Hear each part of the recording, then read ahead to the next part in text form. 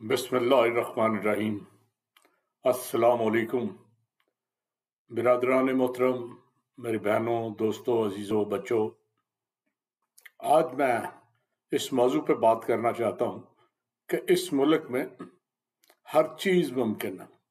वो लोग जो जोड़ तोड़ जानते हैं, जो हेरा फेरी जानते हैं, जो कुछ पहिए लगाने जानते हैं, वो हर काम कर सकते हैं। लेकिन जो सादा दिल लोग हैं, वो बेचारे सारी उम्र किसी न किसी मसले में फंसे रहते हैं, उनका काम नहीं होता। लेकिन जो करने वाले हैं, उनका हर काम, इस मुल्क में हर चीज़ मुमकिन है। मुझे बहुत पुराना याद है, मेरे एक दोस्त का सीनियरिटी का केस था।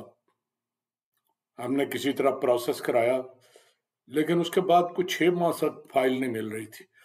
बड़ी कोशिश की, सेक्शन ऑफिसर के दफ्तर से हमें पता चला कि वो डिप्टी सेक्रेटरी को भेजी गई थी। अब डिप्टी सेक्रेटरी कहेंगे कि मेरे पास ये फाइलें हैं, इनमें वो नहीं है।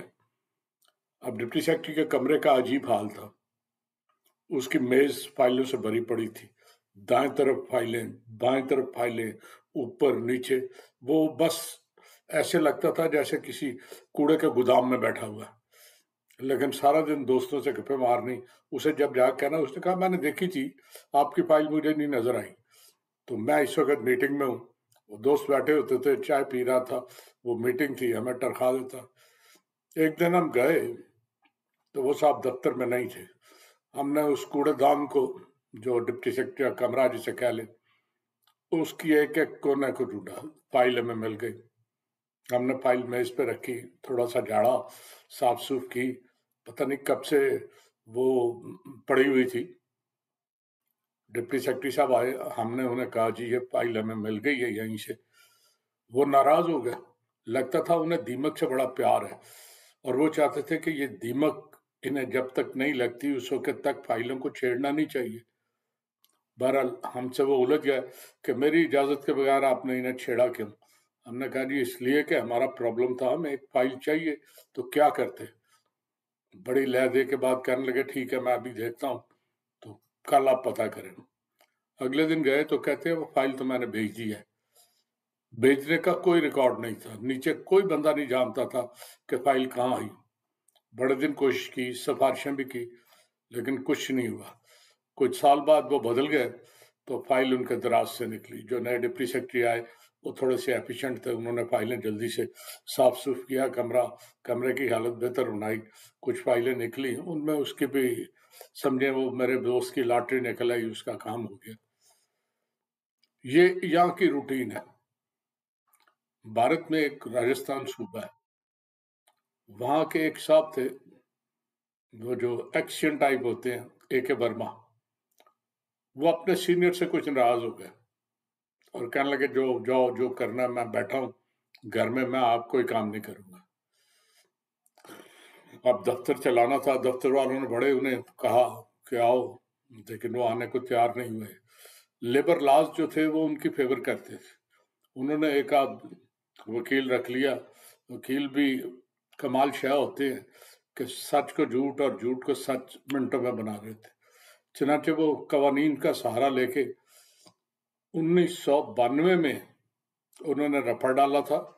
2014 तक वो खेलते रहे, सरकार से भी तनख्वाह भी लेते रहे और काम भी नहीं करते थे, घर से आते भी नहीं थे। तंग आके वो मसला इतना ज्यादा शोर मचा कि हुकूमत ने बाकायदा लेबर लॉज में तरमीम की, जिसके बाद 2014 में उन्हें नौकरी से फारिग कर दिया गया। 22 साल तक उन्होंने घर बैठ के तनख्वाह भी ली, ऐशी भी की। तो ये सरकारी कवानीन है, इसमें कुछ नहीं हो सकता था। वो कर गए जो करना था। मेरा एक जाती दोस्त मुझसे 1 साल जूनियर था।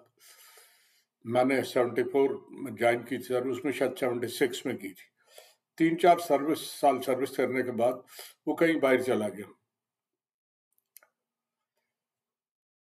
12-13 साल वहां रहने के बाद वापस आया, 90s की बात है।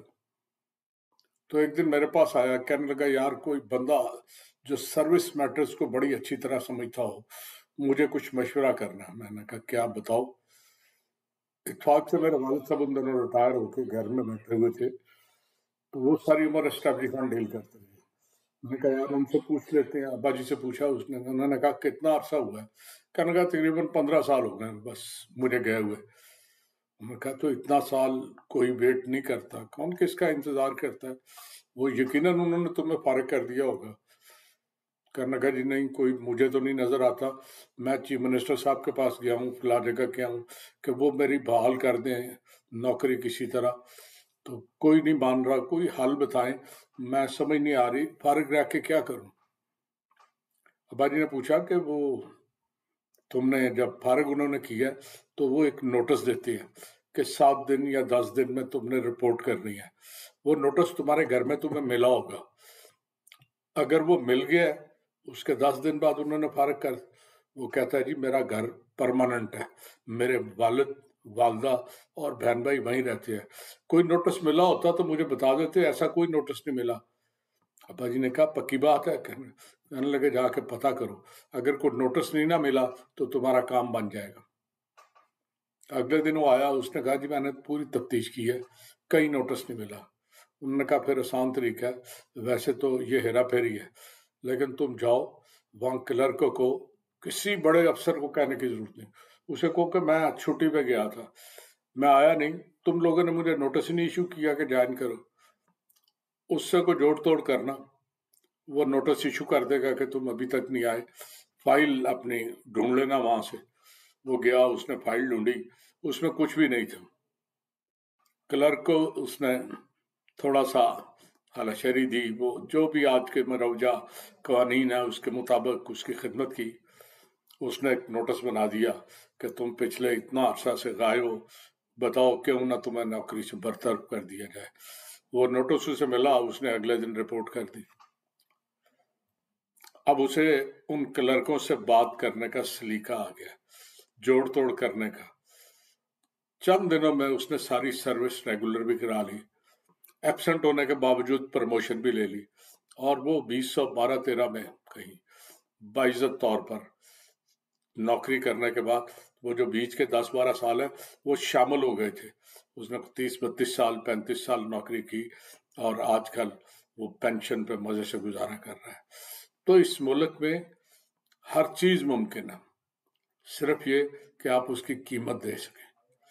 جس شخص کو قیمت دینی نہیں آتی, جو شخص حرام اور حلال کے چکر میں پڑ جائے, جائز اور ناجائز میں گھاٹے میں وہ رہتا ہے. اس ملک میں شاید یہ چیزیں رخصت ہو گئی ہیں کہ جو جج کرتی تھی کہ جائز کیا ہے ناجائز کیا ہے.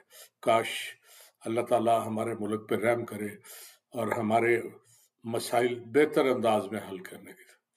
اللہ حافظ.